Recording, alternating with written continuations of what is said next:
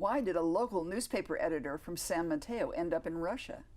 We have the fascinating story of Michelle Carter. Stay tuned, because the better part starts now.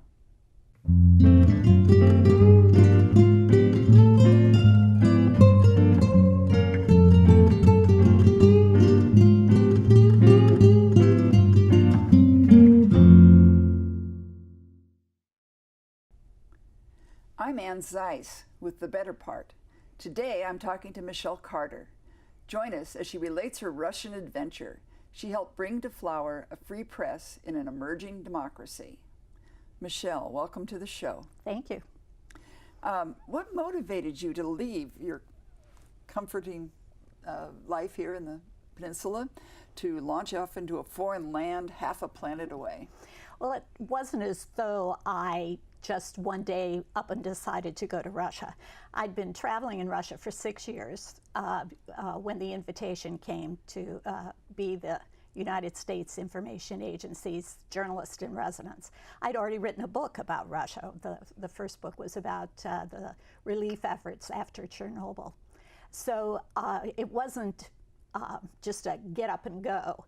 And in fact, my husband and I talked about it for 3 months before we decided whether or not to accept the invitation. But Russia's been part of my soul since I was in high school. I studied Russian in high school, and I'm a Russophile of the first order. So it was as though my husband frequently said, this is a continuation of where your life has been and where it's going. You should go. So I did. How much of an issue was the language? Were there cultural missteps that you made? I made many cultural missteps, but language was, in fact, that was one of the biggest questions I asked myself, my husband, and everyone else, was what if my Russian isn't good enough? But the response from everybody was, just think how great it'll be when you come back. I had survival level Russian. I was not fluent, but I set myself a challenge. My challenge was that every day I would do one thing I had not done before. And sometimes that was just ordering a different cut of meat from the butcher's or something like that, but that's how it went. But as far as cultural taboos and making mistakes and not knowing what I was doing living in a country as opposed to just visiting it, I think my smoke detector story is one of the best. I like this. This is an excerpt from the book, and the chapters in the book are divided by my letters from Russia that I sent back to the San Mateo Times while I was there. Mm-hmm. So this is an excerpt. Not long after I moved into my own flat in Moscow to begin my year as an expat in Russia, I was doing laundry in my bathtub. I had just set up my folding wooden clothes rack, 5,000 rubles at the Kiev railroad station, Rynok, when my smoke alarm started beeping. I'd installed it in the entryway inside the padded Naugahyde door just to please my husband, who worried about these things. And I had absolutely no plan for what to do if it went off. I didn't smell smoke, so I opened the door to the landing a tad and caught a whiff coming from the lift. In just a few seconds, it was puffing out enough smoke to fill the 5th floor landing. I slammed the door and did what I would do at home in California if something in my home caught fire. I grabbed the red plastic phone, turned over the receiver where I had taped the number for police and fire, and dialed. I gave my address in my most careful Russian and told them the lift was on fire. By the time I hung up, I could hear a commotion in the hallway. My next-door neighbors were all on the landing sloshing basins of water into the lift. But the fire was crawling up the back wall and gaining oomph from the fresh air pouring in once the door was open. Right behind them, the neighbors on the other side with their pails full. The fire hissed back, sizzled, and went out. Of course, my smoke detector was still beeping its heart out. I dragged the kitchen table over, climbed up, and popped the battery out to shut it up. Then I joined my neighbors on the landing with some rags to start cleaning up. That's when I told them I'd called the fire department and launched a new firestorm. "No, no, you never call the firemen," they shouted at me. "They will just come and look in your apartment and see what you have for them to steal. Don't call the police either. They will steal everything." I kept repeating how sorry I was that I didn't know I shouldn't call. The neighbors on either side of me were sharing the emotional pain of having to explain the realities of life to the Americanka when we heard the sirens. In an instant, they scuttled like June bugs into their flats, slammed the doors, and snapped all the deadbolts. I stood there, holding sopping towels and gaping, trying to take in what had just happened. I heard the firemen, but I tried to send them away. I called down from the 5th floor to tell them the fire was out, that I didn't need them. Would they please go away? Not a chance. They clambered up the stairs armed with fire extinguishers and peered into the lift. However, the real object of their interest was the Americanka, me. No Muscovite in her right mind would have called them for a fire in the lift. I told them I only called because my smoke detector went off. Now the guy in charge took over. "What's that?" "Smoke detector. It tells me if there's a fire." "Show me this smoke detector." Now I knew I was in trouble. I could almost hear my neighbors huddled behind their dead-bolted doors, clucking, "No, no, don't do it." But I did, and what a show it was. Once I got the batteries back in, the firemen all crowded into my entryway and took turns setting the gizmo off by lighting matches under it and cheering it on. No doubt about it, it had to be the only smoke detector in Moscow. It was nearly an hour before they were gone. I went back to finish cleaning up the lift. Somehow I felt responsible for the mess. I'd barely gotten back to my laundry when Team 2 showed up. The commander or captain or whatever he was had decided that this was a find worth sharing. For the rest of the afternoon, firemen came up in shifts to flick their lighters under my smoke detector and chuck each other on the shoulder as it burst out beeping. I was exhausted by the end of the day. I wasn't the least bit worried about the firemen coming back to steal me clean, but I felt awful about disappointing my neighbors. I didn't see them for days, so I know they were waiting behind closed doors until they heard me leave. Their disapproval hung in the air. That's a good story. Thank you. Well, give us some examples of how the Russians made you feel like an outsider or right at home.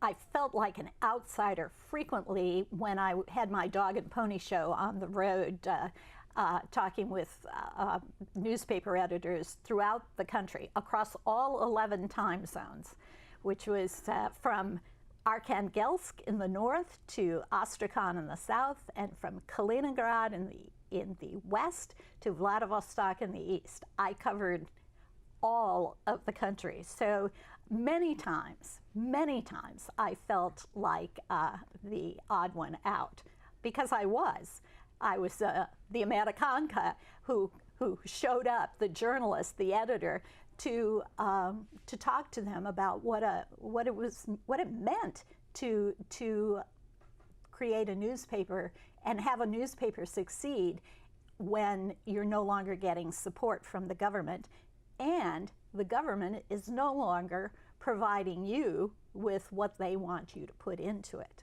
So many times I was the odd person out, and I actually had to do a little convincing of what was required. But as far as the people who were around me, my neighbors, even the neighbors who I drove crazy sometimes, they were astonished that I was an American woman of a certain age. I was 50, of a certain age, who was there without her family. Because in Russia, and much of Eastern Europe, your family is your support system. If you can't feed yourself, it's your family who's going to feed you. If you need childcare, it's your family who's going to provide it. So pretty much they all decided that they would be my family. And I would come home and find tickets to the symphony, or pots of soup or whatever on my doorstep. But what really, really brought it all home is when I came back after my husband died, and they all knew what had happened, and they were in every way my family. And I felt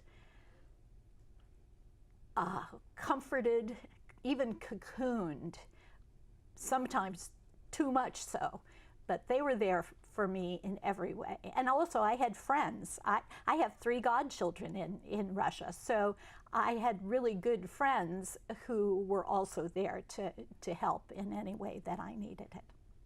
Well, I'm glad to hear that. What did you notice concerning any type of government surveillance of your activities, either overt or covert? When I was there in 1995, which is when I'm writing about in this book, the circumstances were such that I didn't feel observed in any way. I was very careful to keep myself from the cocoon of the State Department. I didn't live in the embassy. I didn't live in the compound. I lived in an apartment building where all my neighbors were Russians. So it was an issue that needed attention, and I paid attention to it. But I wanted to be separated from them. So it wasn't anything that I saw as a serious problem. And you write that the Russian press was flowering in 1995. Compare and contrast those times with the situation now. Well, I refer to it as a bubble of freedom. I was there in 1995 when all things were possible. It was a period of perestroika and glasnost that spilled over from when Gorbachev was the premier, and then the end of the Soviet Union. Yeltsin was the president at the time, and he was a bit of a buffoon and a drunk, but he was still an interesting and lovable kind of guy. But we believed then that truly what we were creating then would go on forever. We believed that we had that we were building newspapers that were going to be able to continue to what they were doing then into the end of my lifetime. We had ultimate hope, but this bubble of freedom, this pre-Putin, post-Soviet bubble of freedom, really only lasted about 8 years. And now the circumstances are very different, because newspapers, with the exception of a couple, perhaps Novaya Gazeta and a couple others, are really doing journalism. Hard-nosed, hard question asking journalism. But it's not as though it's not happening. It's happening online, it's happening on Facebook, it's happening on Instagram, it's happening on YouTube. For example, Daniel Navalny, who's the protest leader in Moscow, he has a YouTube channel that he, when he's not in jail, spends considerable amount of time talking to all the people who support him. And they, in turn, spread the word even further. It's remarkable to me, the freedom that I see in my Facebook friends who are posting things that I would think would get them in enormous trouble, and does get them in enormous trouble. but they certainly have no fear about it. And in fact, it's a little bit of the poking Putin in the eye to just put the most outrageous things on there. And also, Radio Free Europe and Radio Liberty do a fabulous job of taking up where the press leaves off in Russia. But it's not safe. It's very, very dangerous to be a journalist who does a journalist's job in Russia. Very recently, a reporter for Novaya Gazeta, new newspaper, went into Chechnya, and they're in a constant state of rebellion in this republic, although there's a Putin puppet now who's in charge. But at any rate, she went into Chechnya and spent quite a bit of time documenting rumors that gay men were being rounded up and imprisoned, and that as many as 1,100 gay men had disappeared from their families. And their families were asking the question, where are they? Where are they? So she went down and she wrote, she stayed for about 3 months interviewing the families and others. And she wrote a series of articles that appeared in Novaya Gazeta. And almost immediately, she had to leave the country because death threats, somebody showed up in her lift the day after they appeared. She ran, was able to get back into her apartment successfully and protect herself. She's now in hiding somewhere in Europe. So this is the kind of thing that happens. I'm not suggesting that that was inspired by the central government, but certainly the Chechen government was very interested in seeing her disposed of. That's scary. Yeah. Socially and intellectually, what were your most challenging experiences as an American woman in a patriarchal society? Tell us how your gender was an issue. My gender was an issue all the time. It was an issue for women as well as men. For Russian women are the strongest women in the world. They are the reason why Russia survived the Second World War. They're the reason why the society exists with all of its cultural ramifications. The women are the backbone of this country. But they take their feminineness very differently than I take mine. And there were a few heads knocked over, not physically, but figuratively. For example, I walked to my office every day. I took the metro, walked to the metro, walked away from the metro to my office, and I always wore snow boots, or in the summertime, in the spring, I wore tennis shoes. I wore comfortable shoes for walking. Finally, one day I asked one of the women in the office why she didn't wear comfortable shoes when she was commuting. When I got to the office, I did my Mr. Rogers routine. I changed into pumps and more appropriate office wear. And I asked why she didn't do that. And she said, Michelle, the way they pronounce it, which is just wonderful. You just don't understand. I wear these, and she pointed to these awful strappy pumps that she was wearing. As long as I can wear these, I'm young. And when I can't, I'm old. And by that time, I got it. I got what this was about, and I was ever so thankful that I was not living under those same kinds of moral requirements that she was putting upon herself and her sisters put upon themselves. But as for the men, Russian newspaper editors are almost all men, and they, at the time, and they didn't take kindly to taking any kind of direction from a woman.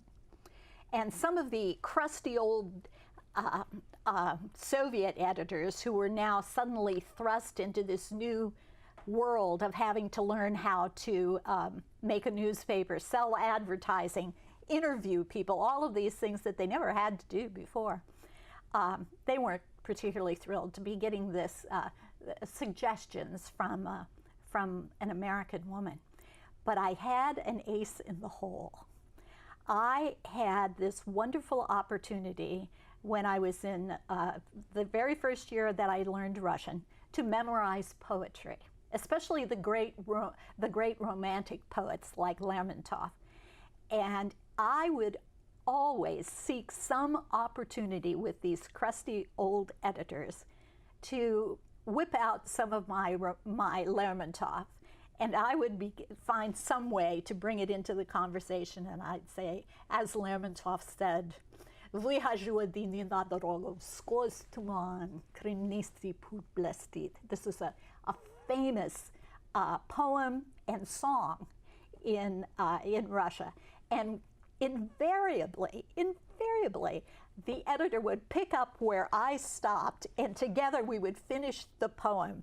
And from then on, he was beaming at me as if I was his daughter, and it worked. And that was a poem that I memorized when I was 16, and yet it carried me through still another year in Russia very well.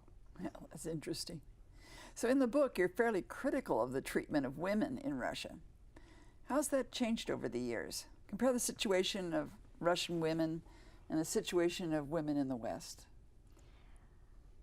My objection to, women all over the world have serious issues, and Russian women have the same issues. But Russian women are raised by their mothers to raise their daughters to serve and their sons to be served.